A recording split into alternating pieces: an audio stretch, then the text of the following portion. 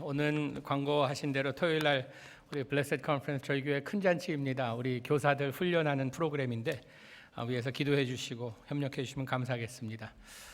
어느 정신병원에 두 남자가 들어왔습니다. 그런데 이 두 남자가 울고불고 하면서 여자의 이름을 불러가면서 가슴을 치며 힘들어하는 모습이었습니다. 하는 이야기를 들어봤더니 한 남자가 이렇게 하면서 울고 있었습니다. 마리아, 마리아, 나를 버리고 그 남자한테 가서 행복할 줄 아냐? 나랑 있어야 행복했을 텐데 당신이 떠나간 그 자리가 너무 커서 내가 돌아버렸구나 하면서 이루어지지 못한 사랑에 대한 아픔에 병원에 왔습니다. 다른 남자가 가슴치며 웁니다. 마리아, 마리아, 당신이 나를 얼마나 힘들게 했으면 내가 정신까지 돌아버렸냐 라고 울고 있었습니다. 누가 보던 남자가 물었습니다. 왜 저러냐 그러니까 이 처음 남자는 이루어지지 못한 사랑, 그 여자에게 행복을 찾으려고 했는데 조건이 좋다 해서 다른 남자한테 가서 결혼을 했는데 결혼하고 나서 보니까 그 남자가 너무 힘들어 돌아버렸다는 것입니다. 항상 우리말에 이런 말 있죠. 남의 떡이 커 보인다고. 첫사랑 잊지 못한다고 합니다. 여러분, 첫사랑을 왜 못 잊는다고 생각하십니까? 살아보지 않았기 때문입니다. 살아보면 다 거기서 거기인데. 영어에 그런 말이 있어요. The grass looks greener on the other side. 항상 남의 잔디가 푸르러 보여요. 왜 남의 잔디가 푸르러 보이는가? 물 주기 때문입니다. 우린 많은 경우에 더 나은 삶을 추구합니다. 우리는 좀 더 지금보다 더 업그레이드된 삶을 살기 위해서 많은 노력을 합니다. 어느 이 조사에 의하면 항상 인간은 20%의 부족함을 느끼고 살아간다고 합니다. 20%를 채우기 위해서 더욱더 노력을 한다고 합니다. 내가 지금 버는 돈보다 20%만 더 벌 수 있으면 나는 만족할 텐데 하면서 열심히 일한다고 합니다. 아이들이 지금보다 20%만 더 순종해주고 20%만 더 열심히 공부해줬으면 참으로 더 이상 바랄 것이 없을 텐데 합니다. 남편은 아내에게, 아내는 남편에게 20%만 좀 더 잘해줬으면 하는 기대가 있다고 합니다. 나에게 좀 지금보다 24시간보다 20%만 더 주어진다면 그 시간 잘 인용할 텐데 한다고 합니다. 목사들은 11조 10%보다 20% 하면 좀 더 교회가 좀 더 여유가 있을 텐데라는 그런 생각도 해봅니다. 여러분, 그런데 우리가 20%가 채워진다고 해서 내가 행복해지는가 만족하는가? 그렇지는 않습니다. 또 다른 20%를 위해 우리가 노력하며 몸부림칩니다. 20%가 부족하다는 이런 마음으로 산다는 것은 잘못된 것은 아니지만 우리가 더 나은 20%를 기대하면서 그 기다리는 동안에 어떠한 모습으로 살아가느냐가 중요합니다. 안절부절하며 시기와 질투로 불만과 불평으로 가득해서 그 20%를 기다리며 산다고 하면 참 비극의 삶입니다. 슬픈 삶입니다. 지금 가진 것 가지고 만족하지 못한다고 하면요, 20%가 아닌 200%가 주어진다고 해도 행복할 수는 없을 것입니다. 이스라엘 백성들이 노예 생활을 하면서 애굽에서 이제 새로운 목적지가 생겼습니다. 가나안 땅, 젖과 꿀이 흐르는 그런 땅이었습니다. 지금보다 훨씬 더 업그레이드된 이런 삶을 약속하는 그런 땅으로 향하게 되었습니다. 그런데 그들이 그곳에 도착할 때까지는 이 광야라는 이런 지역을 지나야만 했습니다. 어려움과 고통이 따르는 이런 곳이었습니다. 또 집도 그냥 안정된 삶이 아니라 이 장막의 삶을 살아야만 했습니다. 그런데 이런 장막의 삶이 너무 길어졌습니다. 길어지면서 이 어려움이 지속되면서 그 가운데 불평불만하는 사람도 있었지만 성경이 기록되어 있지 않지만요, 그 가운데 또 행복한 가정도 있으리라 생각됩니다. 여러분, 똑같은 상황 가운데서, 똑같은 이민삶 가운데서, 똑같은 세 끼 먹고 24시간 주어진 우리가, 그리고 입는 옷 잘 입고 이런 상황 가운데서 어떤 가정이 행복하고 만족해하며 어떤 가정들은 불평과 불만 가운데 있는가? 똑같은 우리가 이 장막이 텐트잖아요. 텐트의 삶을 살면서 이스라엘 백성처럼 광야에서 무엇이 우리를 만족하게 하고 불행하게 만드는가? 제가 그림 하나를 한번 찾아봤습니다. 제가 만든 슬라이드인데 한번 보세요. 두 텐트의 모습. 어떤 텐트에 사십니까? 콘 텐트에 사십니까? 아니면 디스콘 텐트에 사십니까? 만족의 텐트에 사십니까? 아니면 불만족의 텐트에 사십니까? 여러분, 똑같은 상황 가운데서도요, 어떤 사람들은 만족하며 행복 가운데 살고 있지만 그보다 훨씬 더 나은 삶이라 하여도, 더 좋은 환경이라 하여도 불만 가운데 사는 사람들이 있다고 합니다.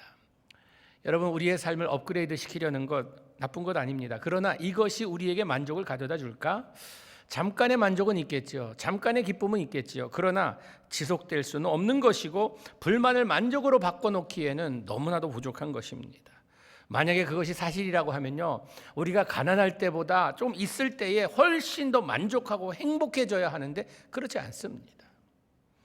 우리가 결혼 안 하고 미혼 때에 내가 결혼만 하면 진짜 행복할 텐데, 결혼이 나의 삶의 모든 행복의 열쇠인 것처럼 생각해서 결혼한 분들, 여기 결혼한 분들 한번 물어보겠습니다. 여러분 어떻습니까? 그죠, 그렇죠.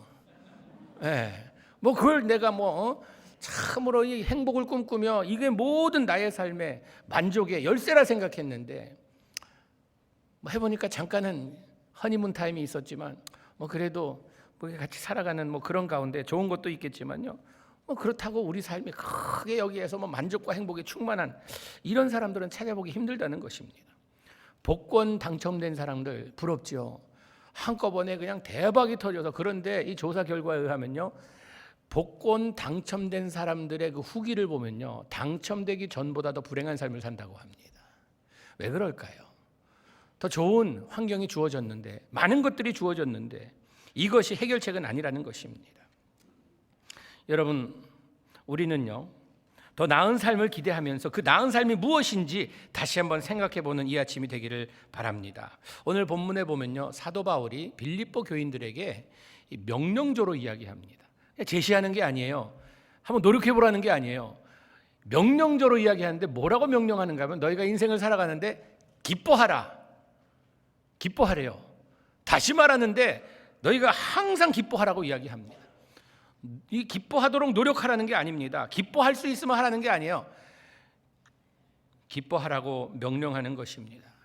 근데 사실 이 바울이 이렇게 다른 사람들에게 기뻐하라고 명령하는 이 자신의 환경을 바라볼 때 도저히 기뻐하라고 말할 만한 이런 상황에 있지 않았습니다. 사도 바울은 사실 빌립보서는요, 옥중서신이라 불리우죠. 갇혀서 이제 바울이 지금 이 감옥이란 텐트 안에 있었습니다. 이런 감옥에 있으면서 빌립보 교인들에게 기뻐하는데, 그냥 기뻐하는 게 아니라 다시 한번 얘기하는데, 리마인드 시키는데 진짜 기뻐하라고 이야기하는 것입니다. 왜 바울이 이렇게 말할 수 있었을까요? 바울에게 묻는다면 바울은요, 참된 행복은 우리의 소유에 있지 않고 누구와 관계를 맺는 것에 있다는 것을 강조할 것입니다. 바울은 자기가 가진 모든 것을 버리더라도 지금 자기가 가진 것의 소중함을 알고 있었기 때문이라는 것입니다. 어떤 분들은 바울이 자본주의의 맛을 보지 못했기 때문에 이런 말 한다고 할 수 있겠습니다. 그러나 바울의 스펙을 보면요, 보통 사람이 아니었습니다. 바울 자신이 이야기합니다. 내가 어떤 사람인지 한번 말해보겠다면서 빌립보서 3장에 이렇게 이야기합니다. 4절부터 8절까지 보니까, 육체적으로 이야기할 게 있냐, 신뢰할 것이 있는 줄 생각하면 나는 더욱 그렇다. 나는 8일 만에 할례 받고 이스라엘 족속이며 베냐민 지파요, 히브리인 중에 히브리인이요, 율법으로는 바리새인이요, 열심으로는 교회를 박해하였고 율법으로는 흠이 없는 자라. 종교적으로 보나 사회적으로 보나 교육적으로 보나 물질적으로 보나 모든 면에서 다른 사람들에게 뒤떨어지지 않을 만큼 나도 갖출 만큼 갖추고 가질 만큼 가지고 그랬다는 것입니다. 스펙으로 볼 때 다른 사람에 비교해서 뒤떨어질 것이 없는 이런 바울이지만, 그러나 하면서 뭐라고 이야기하는가? 무엇이든지 내게 유익했던 것을 내가 자랑스럽게 여기고 내가 자랑했던 이 모든 것을 내가 그리스도를 위하여 다 해로 여길 뿐더러 이젠 그것이 도움되는 것이 아니라 방해 역할을 한다고 이야기합니다. 그뿐 아니라 또한 모든 것을 잃어버리고 배설물로 여긴다고 이야기합니다. 왜 그랬을까요? 우리가 그렇게 소중히 여기는 스펙을 바울은 하루아침에 다 버립니다. 해가 된다고 이야기하고 배설물처럼 여긴다고 이야기합니다. 돌아버린 걸까요? 정신이 나간 걸까요? 여러분, 우리가 인생을 살아가면서 알지만 지금 내가 가진 것보다도 소중한 걸 발견하게 되면요, 그 소중한 것을 가지기 위해서 다른 모든 것을 희생해서라도 그걸 가지려고 합니다. 요즘 제가 드라마 한 편을 보는데요, 목사가 드라마 본다 그러면 시간이 얼마나 많아서 전 설교하기 위해서 드라마 봅니다. 근데 거기서 보니까 한 재벌집 아들이 사랑에 빠져서 재벌이 누릴 수 있는 모든 것이 있는데 이것이 더 소중한다는 것을 깨닫습니다. 그래서 그 재벌의 모든 자기의 권리를 포기해 버립니다. 가지지 않아도 된다. 이것이 소중하다는 것을 깨닫고 버리는 것을 아까워하지 않습니다. 주위에서 너 진짜 그렇게 살 수 있냐? 이것이 소중하다는 걸 압니다. 성경에도 이렇게 이야기합니다. 마태복음 13장 45절 46절 말씀 같이 보겠습니다. 또 천국은 마치 좋은 진주를 구하는 장사와 같으니 극히 값진 진주 하나를 발견하매 가서 자기의 소유를 다 팔아 그 진주를 사느니라. 아주 좋은 진주를 발견했으면요, 이 좋은 것, 지금 내가 가진 것보다 더 좋다는 것을 깨닫는 순간 내가 가진 모든 걸 희생해서라도 이걸 가져야겠다는 것입니다. 여러분, 선교사님들 가끔 보면 이상하지 않으세요? 다들 미국 오지 못해서 안절부절하고 미국 오려고 모든 수단과 방법을 가리지 않고 이곳에서 자녀 교육을 위해서 더 좋은 학군을 찾아다니고 이런 삶을 사는데 익숙한 우리들에게 이 모든 것을 버리고 오지에 자녀들의 교육이 보장되지도 않는 이런 곳에서 생명의 위협을 느끼는 그런 곳에 가겠다고 나서는 그 모습 볼 때 이상하지 않으세요? 정신 나간 사람 보이지 않을까? 그런 사람들처럼 보이지 않으세요? 왜 그런다고 생각하십니까? 편한 삶이 있는데, 안전한 삶이 있는데 왜 그런 삶을 선택하는 것일까요? 하나님께서 선교사님들에게 보여주신 그 삶이 지금의 삶보다도 더 소중하고 더 귀하고 값진 것이라고 믿기 때문에 버리는데 아깝지 아니하고 간다는 것입니다. 여러분, 저도 여러분들이 우리가 믿는 그 예수님이 세상에 그 무엇보다도 소중하다는 것을 깨닫고 신앙생활 하시는 여러분 되시기를 축복합니다. 오직 우리가 세상 것을 소중히 여길 때 우리가 소중히 여기는 것들이 우리의 삶을 잡고 휘둡니다. 신앙생활하면서 세상 지배받으며 살 수도 있습니다. 물질에 노예되며 살 수도 있어요. 그렇다고 해서 우리가 구원을 잃는 것은 아닙니다. 하나님께서 구원은 우리에게 은혜로 주신 거기 때문에 우리가 물질에 노예되어 산다고 하여서 이걸 잃는 것은 아니라 하여도 여러분, 주님의 자녀로서 우리가 이제 천국 가는 그날까지 살아가는 우리의 삶이 어떤 질의 삶으로 살아갈 것인가, 어떤 모습으로 우리가 세상을 살아갈 것인가, 물질의 노예가 되어서 참으로 이 변하는 상황마다 그때그때마다 울고불고 어려워하고 힘들어하는 이런 모습으로 살아갈 것인가, 아니면 바울이 이야기하는 다른 차원의 삶을 우리가 누릴 것인가. 여기 보니까요, 기뻐하되 어떻게 기뻐해야 되는가? 주 안에서 기뻐하라고 이야기합니다. 주 안에서 기뻐하라고. 가끔 우리가 교회에서 교인들을 대하면서 저분 믿음 참 좋은 분이야 라고 이야기하죠. 여러분, 기준은 어디에 두고 믿음 좋다고 말씀하십니까? 그분의 직분이요?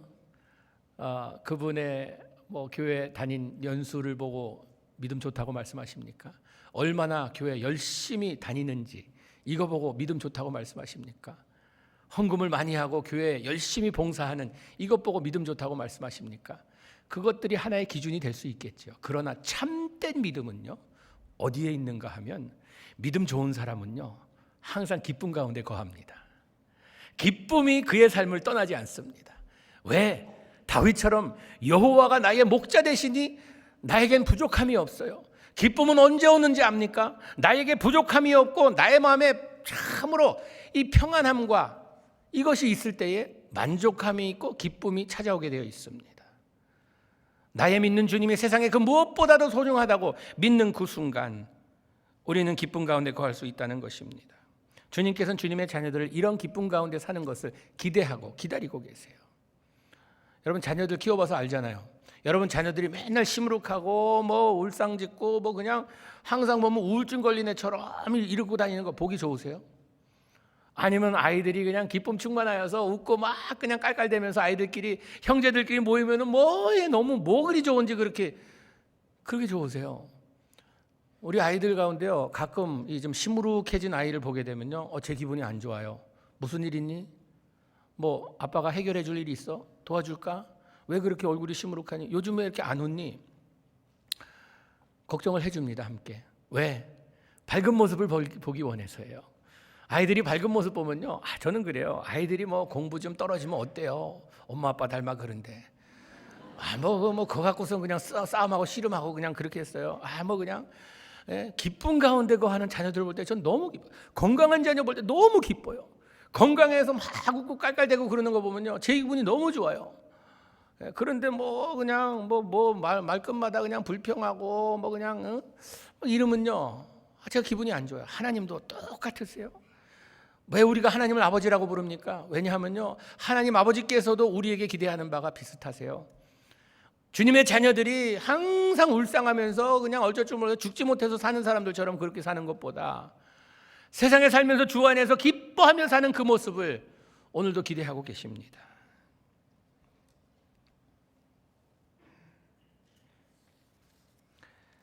그러기 위해선 오늘 쭉 주 안에서 기뻐하라, 다시 말하는데 기뻐하라 하면서 그 다음에 어떻게 해야 우리에게 그 기쁨이 주어지는지 쭉 이야기합니다, 바울이.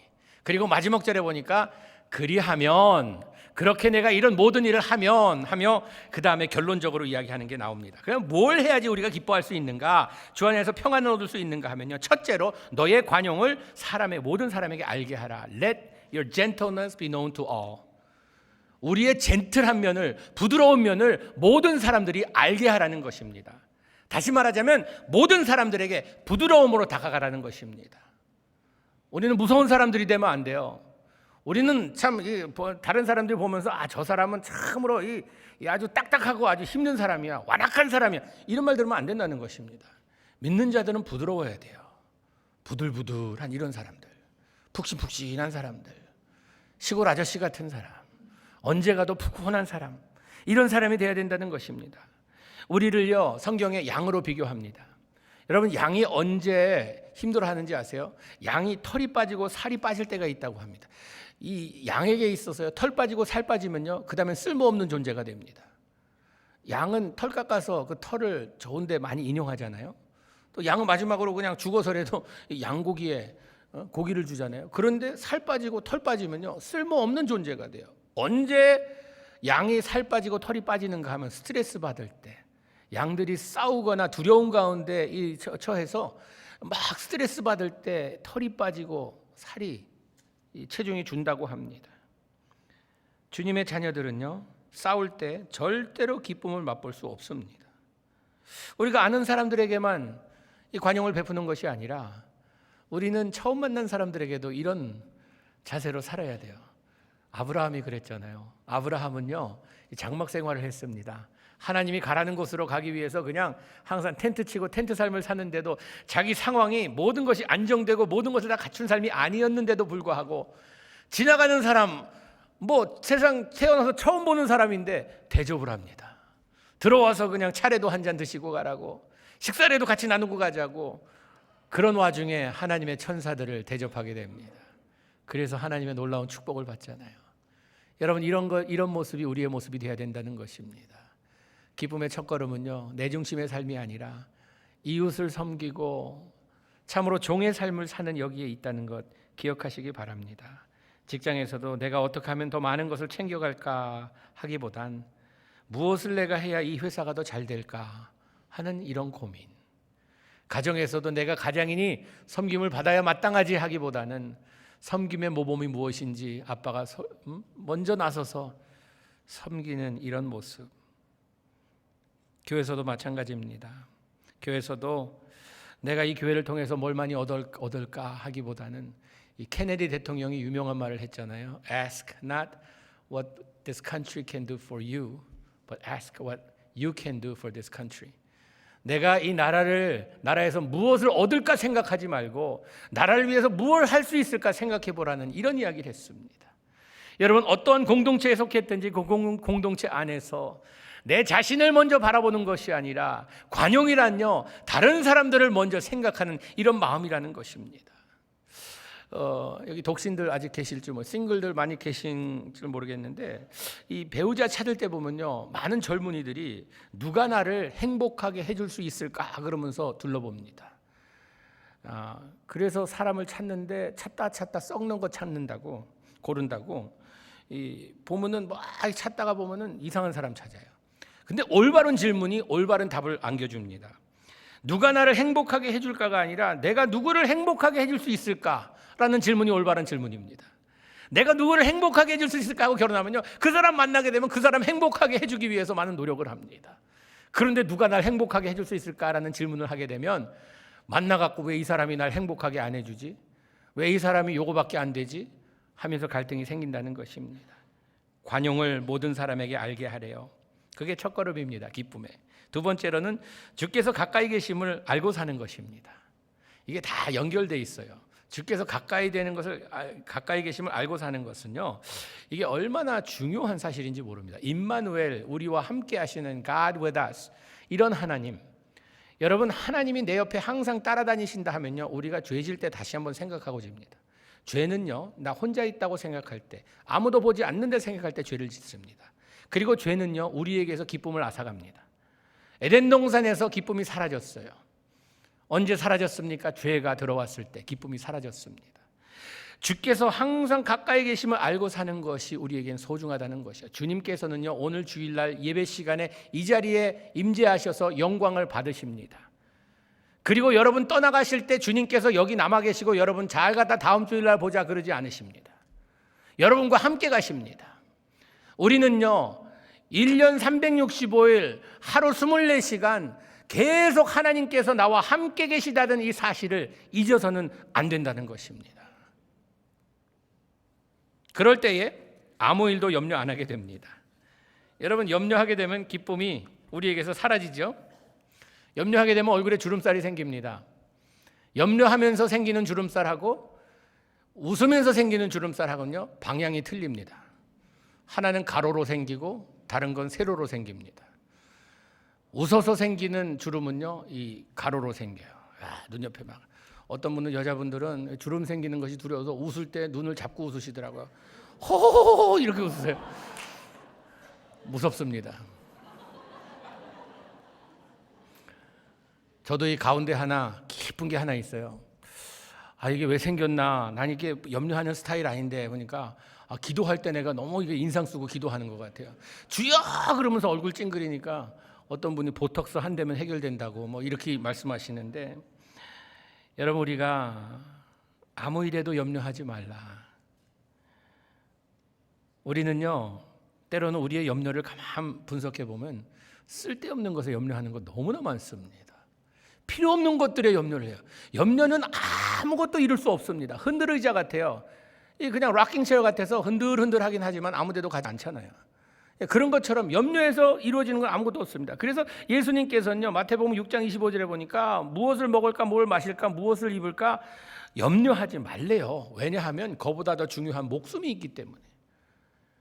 무책임을 이야기하는 것이 아니라 더 소중한 것을 이야기합니다. 우선순위를 이야기하는 것입니다. 제가 한국 갔는데 강남에 이제 어느 집사님 댁에 갔는데, 이제 대화를 나눈 중에 여자 집사님이 어디 뭐 방에 들어가더니 아주 뭐 옷차림을 굉장히 이쁘게 하고 나오시더라고요. 어디 가시냐 그랬더니 아래층 슈퍼 간대요. 마켓 간대요, 아래층에.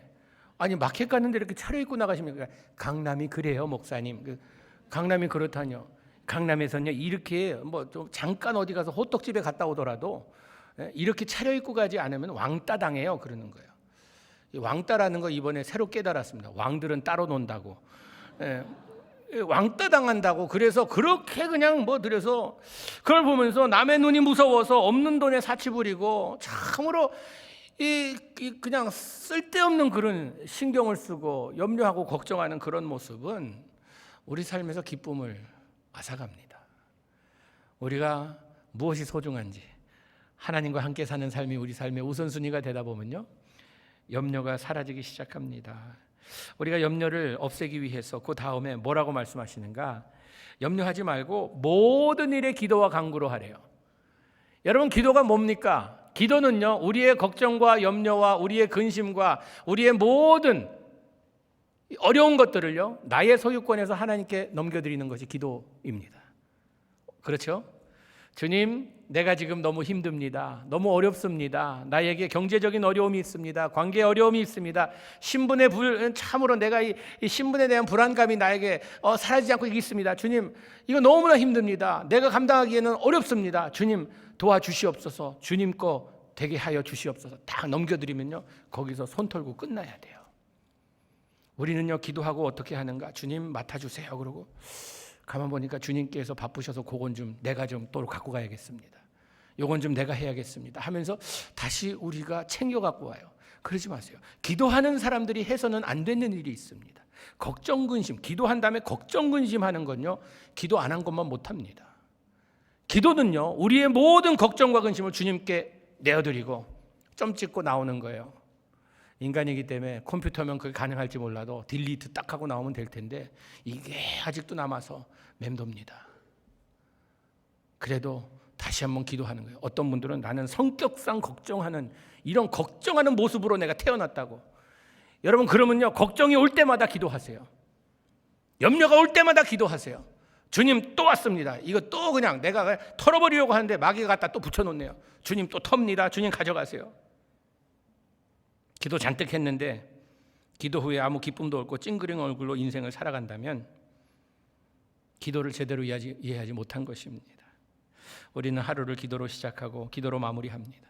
운전대 잡으며 기도하고, 길 걸어가며 기도하고, 직장에 가서 기도하고, 하나님께 기도하는 이런 삶을 살 때에 참으로 우리의 모든 걱정과 염려가 사라지리라 믿습니다. 그리고 마지막으로 너의 구할 것을 감사함으로 하나님께 아뢰래요. 우리가 구할 것이 있잖아요. 하나님, 나 이거보다 좀 더 잘 살기 원합니다. 주님, 나 20% 좀 이거 좀 올릴 수 있도록 주님 좀 도와주세요. 제 기도 제목 많이 받습니다.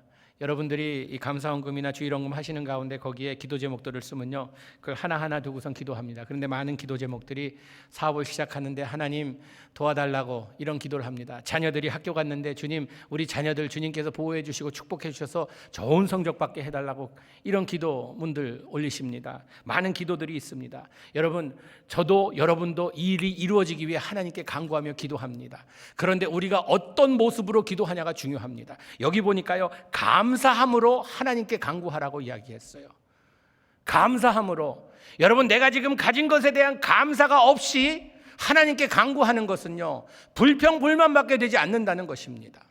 하나님께서 벌써 주신 것이 얼마나 많습니까? 지금 주신 것에 대한 감사가 없다고 하면요, 더 많은 것을 주실지라도 나에게는 감사가 있을 수 없다는 것입니다. 감사함으로 기도하세요. 하나님 감사합니다. 우리 아이가 학교 갈 수 있어서 감사합니다. 아이고, 그 힘든 학교인데 낙제 안 하고 그냥 따라가기만 해서 너무나 감사합니다. 우리 아이가 거기 가서 참으로 이 새로운 데 가서 나쁜 아이들 사귀지 않고 그래도 거기서 공부하니 참 감사합니다.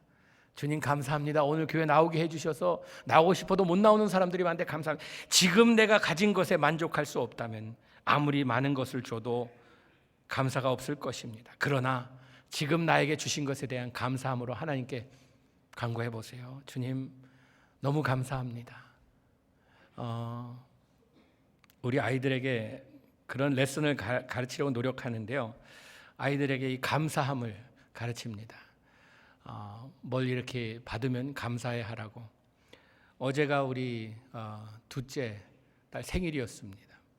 근데 생일날 저희 집에서는 그런 전통, 전에도 한번 말씀드렸는데 그런 전통이 있습니다. 생일날 뭐 보통 가정에서 이렇게 잔치 차려주고 아이들 선물 사주고 그러잖아요. 근데 저희 집에서는 가만히 이게 분석해 보니까 저희 아버님 때부터 시작했습니다. 아버님 때부터 시작했는데 네 생일날 네가 한 게 뭐냐? 아무것도 없더라고. 그냥 태어난 거밖에. 그날 진짜 고생하고 힘드신 분은 어머니셨잖아요. 엄마가 하늘이 노래지고 진짜 죽을 각오하고 그 영어로 그 레이벌이라 부르잖아요. 그 통증을 그냥 다 참아가면서 하셨는데 엄마가 죽었다 살아난 날인데 뭐 네가 뭐 했다고 선물 받느냐. 그래서 그 감사함을 어머니께 돌려라. 그래서 어머니께 이 선물을 이렇게 좀 보내는 그런 전통을 시작했습니다. 한 가지 조금 제가 좀 더 가르칠 거예요. 아빠한테도 하라는 걸 가르쳤어야 되는데 엄마한테 하라고 하니까 엄마한테만 딱 오고 아빠는 그냥 찬밥이더라고요. 여러분, 감사하는 자녀들에게 우리가 더 많은 것을 주고 싶은 이것이 부모의 마음입니다. 여러분, 감사함으로 하나님께 구하세요. 우리에게 참 이 기쁨의 킬러가 있다면요, 내가 주 안에서 감사하며 기뻐하려고 그러는데 이 비교의식 때문에 우리는요 자꾸 이 감사를 빼앗깁니다. 사탄 마귀가 우리에게 자꾸 비교하라고 속삭여요. 너 뭐 괜찮게 받은 줄 알아? 너 저 김집사 봐라. 김집사네 집 아이들 봐라. 그 집 아이들은 뭐 아이빌리그, 너는 그냥 뭐 예일 들어갔다고 저 집은 하버드 갔다. 이러면서 막 그냥 막 가슴을 긁어놓습니다. 여러분, 우리가 비교할 때 절대 행복해질 수 없습니다. 가진 것에 만족할 줄 아는 이것이 인생의 비법입니다. 나 가진 재물 없으나, 나 가진 보물 없으나, 공평하신 하나님께서 마지막엔 모든 것을 공평하게 이루시는 하나님이시라는 것, 이것만을 믿고 가는 것입니다. 이렇게 우리가 우리 삶 가운데서 관용을 모든 사람들에게 알게 하고 젠틀한 모습으로 살아가며 주께서 나와 함께 하심을 알고 아무것도 염려하지 말고 다만 모든 일에 기도와 간구로 구할 것을 하나님께 감사함으로 구할 때에 하나님께서 약속하시는 바가 있습니다. 오늘 7절 말씀에 보면요, 그렇게 하면 모든 지각에 뛰어난 하나님의 평강이 그리스도 예수 안에서 너의 마음과 생각을 지키시리라. 여러분, 우리의 삶의 불만과 불평과 고통과 아픔과 이런 것이 어디를 통해 들어옵니까? 우리의 생각을 통해 들어오고 우리의 마음에 자리 잡아서 이것이 우리의 삶에 묻어나와서 우리를 힘들게 만듭니다. 그런데 하나님의 평강이 우리의 생각과 마음을 지켜주신대요. 하나님께서 파수꾼을 세워서 내가 그런 삶을 살기로 작정하고 나아갈 때에 내가 너의 생각과 마음을 지켜주신대요. 여러분, 우리가 믿는 자로서 이렇게 기쁨 가운데 가며 사는 것이 얼마나 소중한가. 왜 이렇게 소중해서 사도 바울이 명령조로 이야기하는가 하면요, 왜냐하면 세상은 보이지 않는 하나님을 누굴 통해 보느냐 하면 주님의 자녀들을 통해 보게 되어 있습니다. 여러분과 저는요, 예수님의 간판입니다. 그렇기 때문에 우리가 도저히 행복해할 수 없고 기뻐할 수 없는 상황에 처한 우리들이라 할지라도 우리 삶에서 하나님께서 나에게 베풀어 주신 은혜에 대한 감사가 우리 얼굴을 통해 묻어나올 때에 참으로 멋진 모습이 된다는 것입니다. 세상에서 볼 수 없는 이런 것들이 된다는 것이에요. 여러분, 불가능하다고 생각하십니까? 우리는 환경에 지배받는 사람들인데 목사님은 불가능합니다. 불가능하기 때문에 우리는 누구의 도움이 필요합니다. 우리 안에 계신 성령님께 우리는 매일매일 매달리며 간구합니다. 주님, 나의 능력과 힘으로 나의 결단으로는 작심삼일이라고 오래 못 갑니다. 주님 도와주세요. 저는 좋은 이런 선배 목사님들을 하나님께서 제가 참 많이 이렇게 만나서 멘토링도 받고 또 사랑도 많이 받고 하는데, 제가 전에 있던 교회 동양선교교회 원로 목사 되시는 임동선 목사님, 마지막 이제 선교하시다 돌아가신 것이 꿈이셨는데 마지막 선교 저랑 갔다 와서 한 보름 안 돼서 돌아가셨습니다.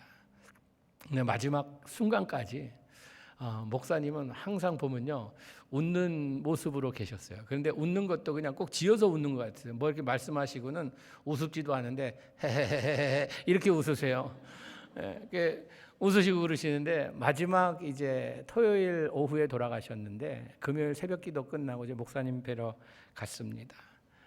산소 마스크 한 걸 벗기시더니 웃으시면서 저한테 박 목사님 한 가지만 약속해 주세요 그러시더라고요. 그래서 목사님 뭔데요? 그랬더니 제 손을 꼭 잡으시고 우리 동양선교교회에서 은퇴하는 거 약속해 주세요 그러시더라고요. 참 1.5세는요 그런 이제 뭐 생사를 앞두고 막 이렇게 왔다 갔다 하는 이런 분인데 그냥 그때 네 알겠습니다 하면 될 텐데 너무 솔직해요. 1.5세는 목사님 부름받아 나서니 뭐 어디든지 가오리다 약속한 사람 제가 약속한다고 잊고 안 한다고 뭐 떠나는 이거 아니지 거 아시지 않습니까? 목사님 그 약속은 좀 힘든데요. 그랬더니 네 그러시고 씩 웃으시더라고요. 그냥 가만 계시더라고요. 토요일 날 아침에 가족들 다 모아서 가족들에게 화목해라 신앙생활 잘해라 그러시면서 웃는 모습으로 떠나시는 그 모습 볼 때에 참 멋지구나. 여러분 하나님은 너무나도 현실적인 분이십니다. 우리에게 비현실적인 것을 요구하지 않으세요. 여러분 신앙 간증이 무엇입니까? 비현실적으로 보이는 이것들을 우리가 말씀대로 순종하며 행하다 보니까 하나님께서 현실로 만들어 주셨다는 이것이 신앙 간증입니다. 저는 우리 초대교회 교인들이 이런 신앙 간증이 가득한 교인들이 됐으면 좋겠습니다. 모든 사람들이 거는 사람들에게는 불가능한 일이야 하는 이런 일들이 우리에게는 현실로 일어나는 어떻게 감옥에 있으면서 기뻐하라고 이야기하는가? 어떻게 상황이 이렇게 어려운데 기뻐할 수 있는가? 라고 의문을 가지는 세상을 향해 우리 하나님은 비현실적이어 보이는 이런 상황에서도 하나님께서는 우리에게 이런 평화를 주신다라는 이런 모습으로 오늘 성찬 예식을 통해서 우리 자신의 약함을 다시 한번 바라보며 능력 되신 주님께 의존하는 이런 우리의 모습이 되기를 주님의 이름으로 축복합니다. 기도하시겠습니다.